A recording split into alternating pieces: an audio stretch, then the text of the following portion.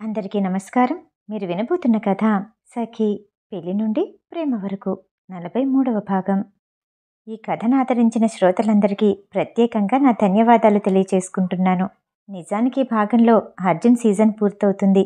ఇంతటితో ఈ కథ ఆపేద్దామనుకున్నాను. మన శ్రోతలు కొందరు కంటిన్యూ చేయమనటంతో అర్జున్ నెక్స్ట్ జనరేషన్ సీజన్ కూడా మరికొన్ని ఎపిసోడ్స్లో పూర్తి చేద్దామనుకుంటున్నాను. వద్దు ఆపేద్దామంటే చెప్పండి. ఇంతటితో ఆపేసి మరో కొత్త కథలోకి వెళ్ళిపోదాం. ఇక కథలోకి వెళ్దామా? ఖుషీకి నొప్పులు రావటంతో అర్జున్ హాస్పిటల్లో అడ్మిట్ చేశాడు. ఆమె లేబర్ రూమ్లో ఉండి నొప్పులకి తట్టుకోలేక అరుస్తుంటే అర్జున్ గుండెని ఎవరో బలవంతంగా మెలితిప్పుతున్నట్టు ఉంది. కాసేపటికి కుటుంబ సభ్యులందరూ హాస్పిటల్కి చేరుకున్నారు. ఖుషీ నొప్పుల బాధ వింటుంటే అర్జున్కి తన తల్లి కూడా అతన్ని కనేటప్పుడు ఇంతగానే బాధపడుంటుంది కదా అనిపించింది. ఎప్పుడో జరిగిన చిన్న పొరపాటు వల్ల వాళ్ళతో సరిగ్గా మాట్లాడేవాడు కాదు. అర్జున్కి అతను చేసిన తప్పేంటో తెలిసొచ్చింది. భానుమతి లక్ష్మి హాస్పిటల్లో ఉన్న వినాయకుడి విగ్రహానికి ఖుషీకి సుఖప్రసవం అవ్వాలని ఎన్నో మొక్కులు మొక్కుకుంటున్నారు. కాసేపటికి తల్లరుపుతో పాటు బిడ్డ ఏడుపు కూడా వినిపించింది. అర్జున్కి క్యారమన్న తన బిడ్డ ఏడుపు ఖుషీ పాట పాడితే ఎంత తీయగా వినిపిస్తుందో అంత హాయిగా సంగీతం పాడుతున్నట్టు అనిపించింది. ఖుషీకి నొప్పులు వస్తే బాధ అతను అనుభవించాడు. ఒళ్ళంతా చెమటలు కారిపోతున్నాయి. ఇప్పుడు బిడ్డని చూడాలన్న ఆరాటంతో కాలు కాలిన పిల్లిలా అటూ ఇటూ హడావుడిగా తిరుగుతున్నాడు. భానుమతి లక్ష్మి పరిగెత్తుకుంటూ వచ్చారు. బిడ్డని శుభ్రం చేసి నర్సు బయటికి తీసుకొచ్చి, మీకు మగబిడ్డ పుట్టాడు, తల్లిని బాగా ఏడిపించాడు, ఇప్పుడు మీరు కూడా సిద్ధంగా ఉండాలేమో అని నవ్వుతూ ఓసారి అర్జున్ చేతిలో పెట్టింది.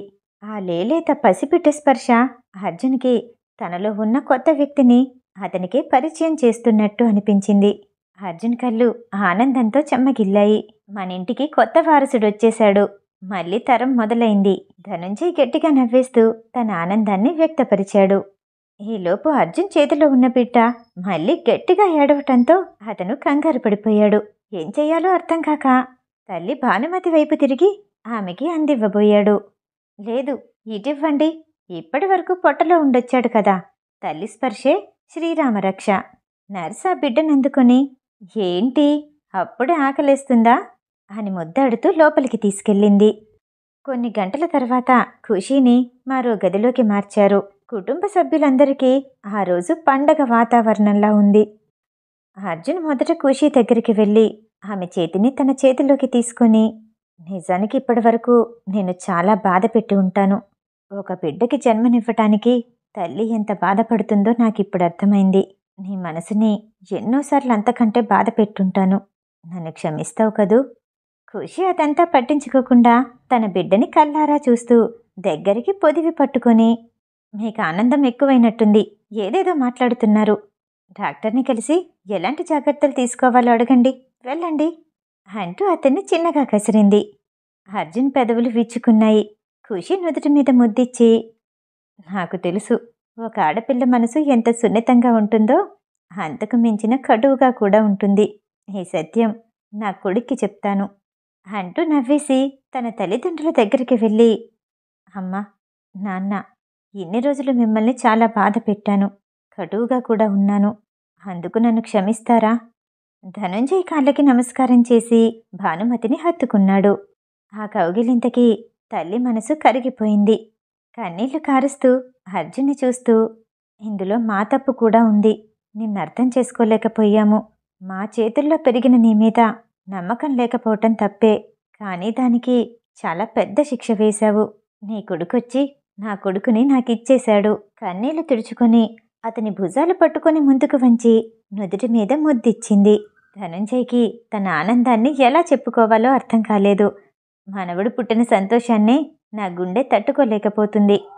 వెంటనే ఓ టాబ్లెట్ వేసుకోవాలి, లేదంటే ఆనందంతో నా గుండె ఆగిపోయేలా ఉంది అని నవ్వుతూ అనగానే భానుమతి అతని చేతి మీద చిన్నగా కొట్టి, ఏంటా పిచ్చి మాటలు, శుభం పలకరా పెళ్ళికొడుక అంటే ఏదో అన్నట్ట, అలా ఉంది మీ వాలకం. వెళ్ళండి, వెళ్ళి తర్వాత జరగాల్సిన కార్యక్రమాలు చూడండి అతన్ని చిన్నగా కసురుకుంది. పెద్దమ్మ, శుభం పలకరా పెళ్ళికొడుక అంటే ఏమన్నాడు, పూర్తి చెయ్యి. అన్నీ సగం సగం చెప్పి బోలెడన్ని డౌట్లతో ఉంచేస్తావు. ప్రణవ్ తలకూక్కుంటూ భానుమతితో అనగానే ఆమె తిరిగి మొట్టికాయ వేసి, ఇవన్నీ నేర్చుకునేం చేస్తావు? ఆఫీసులో పని నేర్చుకోరా అంటే నా వల్ల కాదు అంటూ ఇంటికొచ్చి ఇంట్లో పనులు చేస్తున్నావు. నేర్చుకోవలసినవి మాత్రం నేర్చుకోవు అంటూ అతని బుగ్గ మీద గిల్లగానే, అబ్బా నొప్పొస్తుంది అని బుగ్గని రుద్దుకుంటూ బయటకొచ్చేశాడు ప్రణవ్. అందరూ నవ్వుకున్నారు. 5 రోజుల తర్వాత ఖుషీని డిశ్చార్జ్ చేశారు. తన కొడుకుతో ఇంటికి తిరిగొచ్చేసరికి ఇల్లంతా అలంకరించి ఉంది. మంజు చందన ఆమె నడిచే దారంతా పూలతో అలంకరించారు. ఆమెకి తను మొదటిసారిగా ఆ ఇంటికొచ్చిన రోజు గుర్తొచ్చింది. వర్షంలో నిలబడి చాలాసేపు తడిచింది. ఆ రోజు రాత్రంతా నిలబడే ఉంది.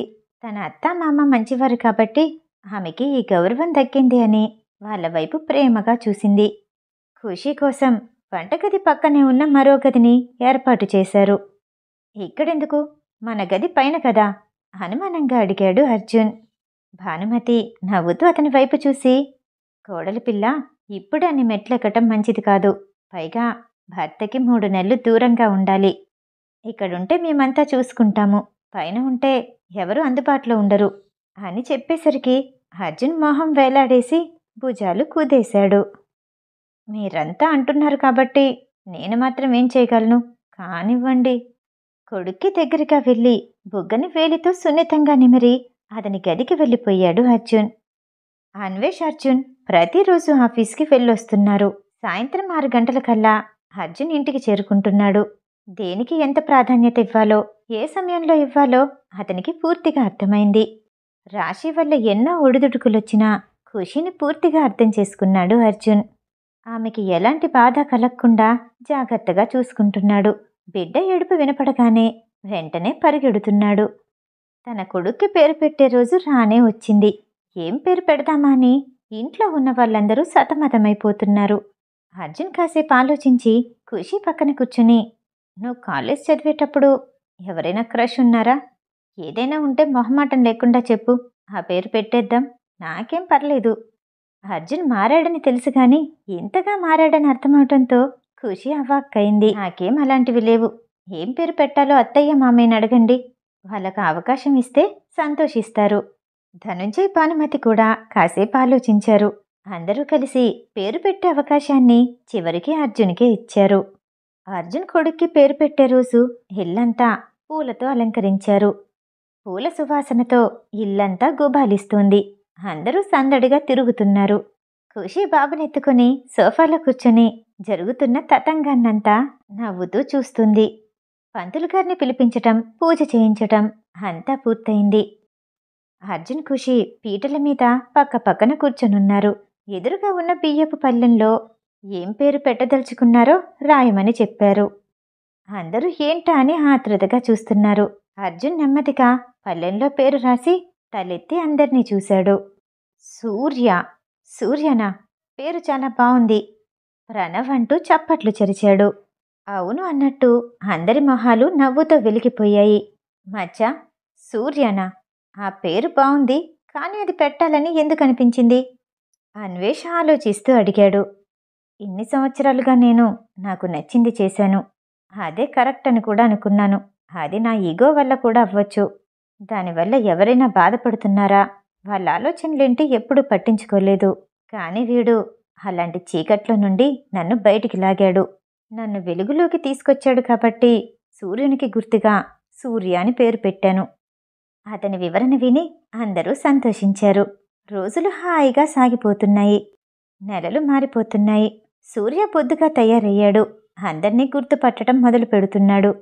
ఓ రోజు చందన మంజు సోఫాలో కూర్చొని మాట్లాడుకుంటూ ఉండగా లక్ష్మి దగ్గరకొచ్చి, ఇంకా హాస్పిటల్కి వెళ్దామా, ఇవాళ అపాయింట్మెంట్ ఉంది అని రెడీ అవ్వమని చెప్పింది. అత్తయ్య, నా వల్ల కాదు. ఖుషి ఇచ్చిన ఆయుర్వేదం మందు కూడా వాడాను. దానివల్ల కూడా ఫలితం లేదు. సంవత్సరంగా చాలా టాబ్లెట్స్ మింగుతూనే ఉన్నాను. నన్ను చూసారా, ఎంత బొద్దుగా అయిపోయానో. ఇంత వెయిట్ గెయిన్ అయ్యాను. మళ్ళీ తగ్గాలంటే ఎంత టైం పడుతుందో. ఇంకా నాకు ఈ టాబ్లెట్స్ ఏవి వద్దు. నాకేం ట్రీట్మెంట్ వద్దు. విసిగిపోయి అలిగి పెదాలు బిగించి అంది. లక్ష్మి మెట్లు దిగి కిందకొస్తున్న అన్వేష్ని చూసి, చూడరా నీ భార్య హాస్పిటల్కి వెళ్దామంటే వినట్లేదు. టాబ్లెట్స్ వేసుకుంటే బొద్దుగా అవుతుందట, బరువు పెరుగుతుందట. వాడను అంటుంది. నువ్వైనా చెప్పు. అతనికి కంప్లైంట్ ఇచ్చింది. అన్వేష్ మంజు పక్కకొచ్చి కూర్చొని, నీకేదనిపిస్తే అది చెయ్యి. టాబ్లెట్స్ వాడాలని లేదా? వదిలేసేయ్. ఇవన్నీ అమ్మకి చెప్పటం ఎందుకు? నీకు డైట్ చార్ట్ ప్రిపేర్ చేయిస్తాను. ఇవ్వాలే ఎవరినైనా న్యూట్రిషన్ని కనుక్కుంటాను. టాబ్లెట్స్ వేసుకోకు. అమ్మకి ఏదో ఒకటి చెప్పు అంటూ ఆమె చెవిలో గుసగుసగా చెప్పాడు. అతని కళ్ళల్లోకి చూస్తూ పెద్ద కళ్ళతో, నిజమా అని సంతోషంగా అడిగింది. అవును అని కళ్ళార్పుతూ చెప్పాడు అన్వేష్. ఇద్దరూ కలిసి ఏదో సైకిల్ మొదలు పెట్టారు. అయినట్టే. ఇంకా నేను వెళ్తాను అంటూ అక్కడి నుండి వెళ్ళిపోయింది లక్ష్మి. అన్వేష్ కూడా నవ్వుతూ ఆఫీస్కి వెళ్ళిపోయాడు. సూర్యని ఒళ్ళో కూర్చోపెట్టుకుని అతనికి పాలిస్తూ ఇదంతా విన్న ఖుషి మంజుని పక్కకి పిలిచి ట్రీట్మెంట్ గురించి అడిగింది. ఏమో ఖుషి, కళ్ళు తిరుగుతున్నాయి, కడుపు నొప్పిగా ఉంది, వాంతులవుతున్నాయి. అంతా స్టూపిడ్ టాబ్లెట్స్ వల్లే. నేనింక వాడను, నాకొద్దు. చిన్నపిల్లల పెంకిగా సమాధానం చెప్పింది మంజు. అసలు లాస్ట్ డేట్ ఎప్పుడొచ్చింది, చెక్ చేసుకున్నావా? నవ్వుతూ అడిగింది ఖుషి. మంజు కాసేపు ఆలోచించి, అది లాస్ట్ మంత్ వచ్చింది. ఈ మంత్ రాలేదు, ఫస్ట్ వీక్లో రావాలి. 20 రోజులు దాటింది అని అనగానే ఖుషి మంజుకి దగ్గరగా జరిగి, ఒకసారి ప్రెగ్నెన్సీ టెస్ట్ చేస్తే మంచిది అని చిన్నగా చెప్పింది. అయ్యుంటుందా? ఆశగా అడిగింది మంజు. ఏమో, ఈ సింటమ్స్ అన్నీ అలానే ఉన్నాయి, ఒకసారి ప్రయత్నించు. ఖుషి అనగానే వెంటనే మెడికల్ షాప్కి వెళ్ళి ప్రెగ్నెన్సీ స్ట్రిప్ తెచ్చుకొని సొంతంగానే టెస్ట్ చేసుకుంది మంజు. అందులో రెండో గీత పలుచగా కనిపించేసరికి గొంతులో నుండి మాట రాలేదు. ఉక్కిరి బిక్కిరయింది. కన్నీళ్లు కారుస్తూ బయటకొచ్చి దాన్ని ఫోటో తీసి వెంటనే అన్వేష్కి పంపించింది. ఆమె నెల తప్పిందని ఇంట్లో ఉన్న వాళ్ళందరికీ తెలిసిపోయింది. లక్ష్మి వెంటనే తీసి ఆమెని హాస్పిటల్కి తీసుకెళ్లి దేవుణ్ణి వేడుకుంటూ మళ్ళీ టెస్ట్ చేయించింది. డాక్టర్ నిజమే అంటూ నిర్ధారించారు. వాళ్ళు ఇంటికి చేరుకోగానే అన్వేష్ మంజు కోసమే ఎదురు చూస్తూ ఉన్నాడు. అన్వేష్ పరిగెత్తుకుంటూ వెళ్ళి మంజుని ఎత్తుకోవటానికి ప్రయత్నించాడు. ఆమె లేవలేదు. ఇడియట్, నేను వెయిట్ పెరిగాను, ఇంకా పెరుగుతాను. ఆమె నడుం మీద ఉన్న అన్వేష్ చేతి మీద చిన్నగా చరుస్తూ చెప్పింది. తల్లివి కాబోతున్నావన్న సంతోషంలో మా ముందే అల్లుడిని కొడుతున్నావా? చేతులు జాగ్రత్తగా ఉంచు. భానుమతి పాయసం తీసుకొస్తూ నవ్వుతూ చిన్నగా కసురుకుంది.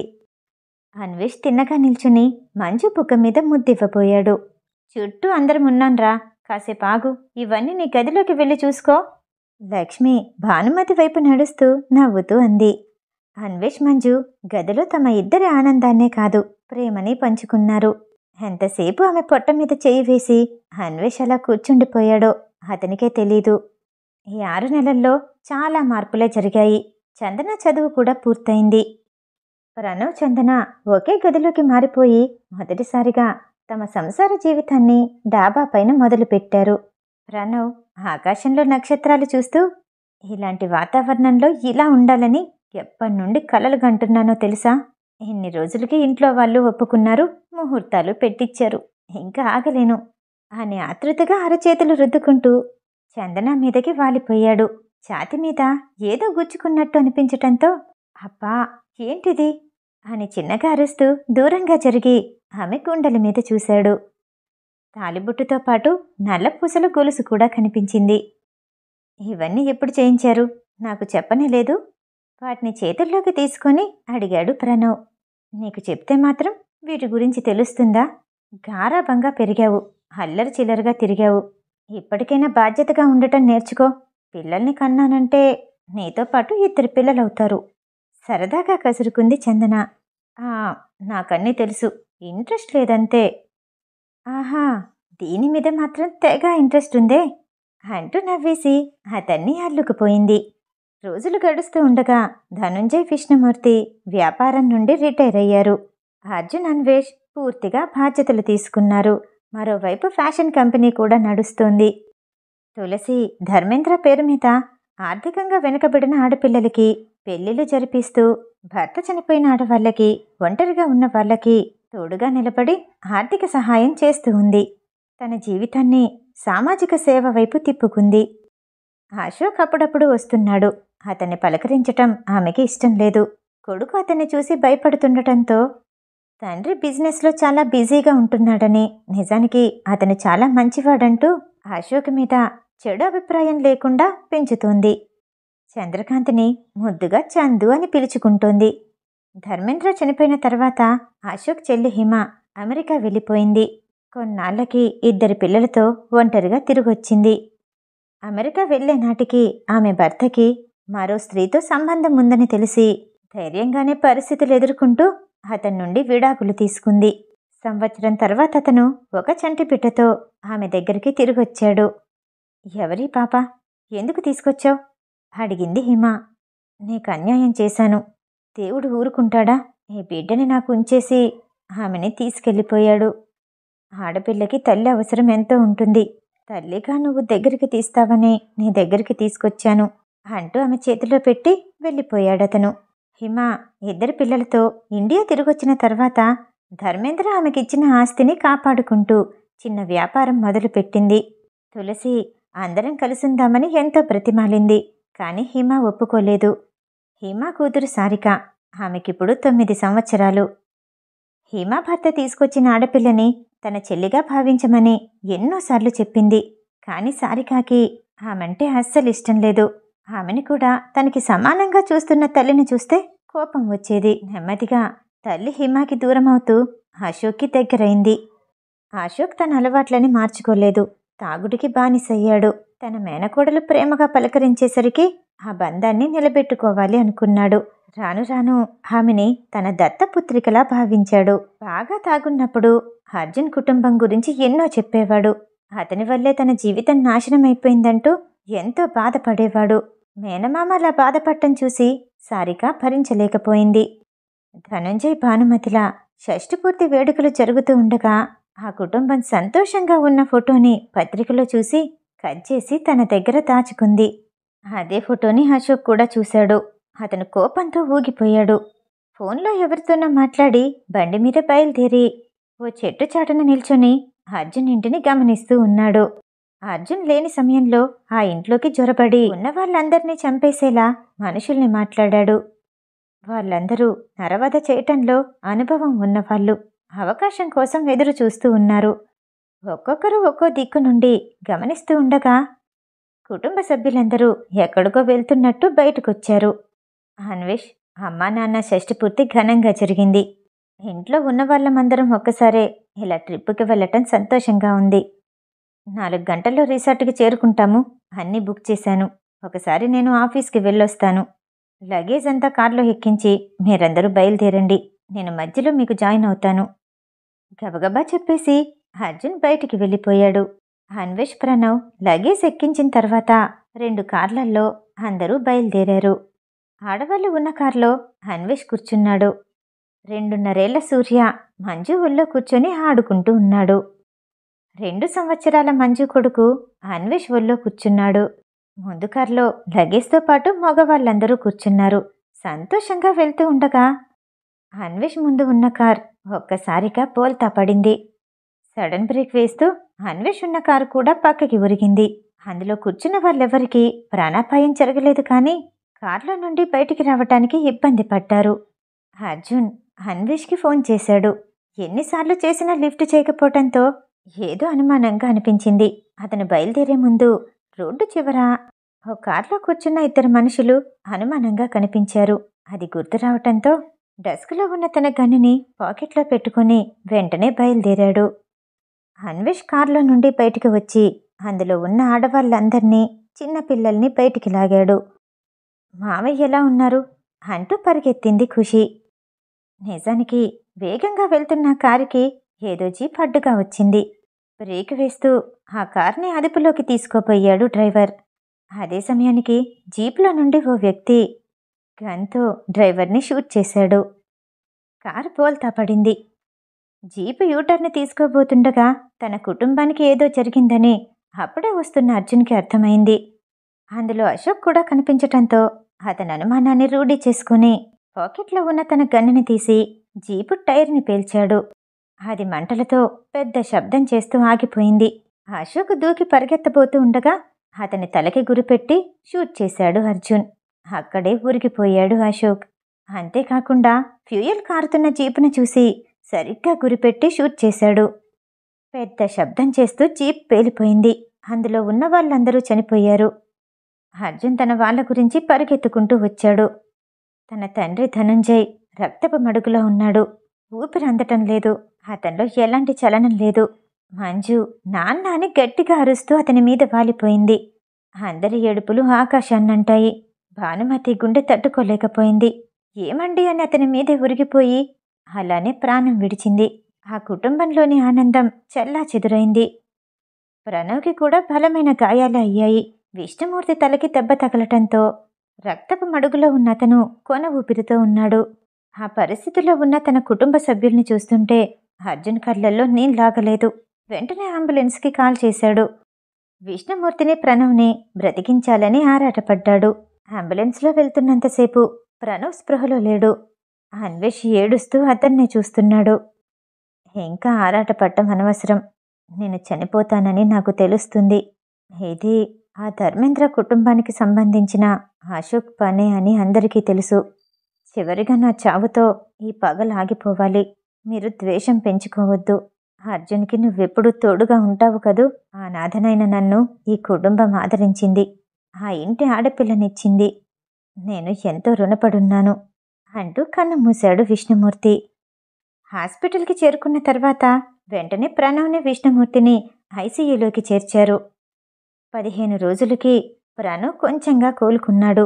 విష్ణుమూర్తి తలకి బలంగా గాయమవ్వటంతో అతనికి పక్షవాతం వచ్చింది.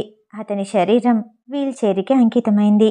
ఎదుటి మనిషి చెప్పింది అర్థం చేసుకోగలడు, వినగలడు. కాని తిరిగి సమాధానం చెప్పలేడు. కళ్ళతోనే తన బాధని వ్యక్తపరచగలుగుతున్నాడు. తన ఇంట్లో జరిగిన విషాదాన్ని సూర్య దగ్గరుండి చూడటంతో అతని చిన్న మనసు బలంగా గాయపడింది. రోజు చూసే నానమ్మ తాతయ్య కనిపించకపోవటంతో ప్రతిరోజు ఏడ్చేవాడు. నిద్ర మధ్యలో ఉలికిపాటుగా లెగిసి భయపడేవాడు. అర్జున్ సూర్యకి ఎక్కడెక్కడో ట్రీట్మెంట్ చేయించాడు. వయసు పెరుగుతుంది కానీ అతనిలో ఈ భయం పోవటం లేదు. ఆ ఇంటి వాతావరణానికి దూరంగా ఉంటే కొంచెమైనా కోలుకుంటాడని డాక్టర్ చెప్పటంతో సూర్యని అతనికి తోడుగా అన్వేష్ కొడుకుని అమెరికాలో చదవటానికి పంపించాడు. అశోక్ చనిపోయినందుకు తులసి బాధపడలేదు. అర్జున్ కుటుంబానికి జరిగిన అన్యాయానికి అశోక్కి బదులుగా క్షమించమని వేడుకుంది. ఆమె మంచితనం అర్థమైన అర్జున్ ఆమె వైపు అభిమానంగా చూశాడు. తన్ని తాను రక్షించుకోవటానికే అశోక్ని చంపాల్సొచ్చింది అంటూ లాయర్ వాదించటంతో కేసు కొట్టేశారు. ఆ కేసు వేసింది తులసి కాదని అర్జున్కి అర్థమైంది. ప్రభుత్వమే నిర్ణయం తీసుకుని గవర్నమెంట్ లాయర్ని మాట్లాడి ఆ కేసుని కొనసాగించిందేమో అనుకున్నాడు. అశోక్ చనిపోయాడు కాబట్టి దాని గురించి ఎక్కువగా ఆలోచించలేదు. ధనుంజయ్ భానుమతి లేని ఆ ఇంటికి ఖుషి అర్జున్ నెమ్మదిగా అలవాటు పడ్డారు. కోడలిగా పెద్ద కొడుగ్గా ఆ ఇంటి బాధ్యత మొత్తం అర్జున్ ఖుషినే చూసుకుంటున్నారు. బాధని మర్చిపోలేకపోవచ్చు, కానీ సంతోషంగా ఉండటానికి ప్రయత్నిస్తున్నారు. నమస్తే. మీరు ఓకే అంటే కథ కొనసాగిస్తాను. లేదంటే కొంచెం బ్రేక్ తీసుకుని మరో కథతో మీ ముందుకొస్తాను. మళ్ళీ కలుద్దాం.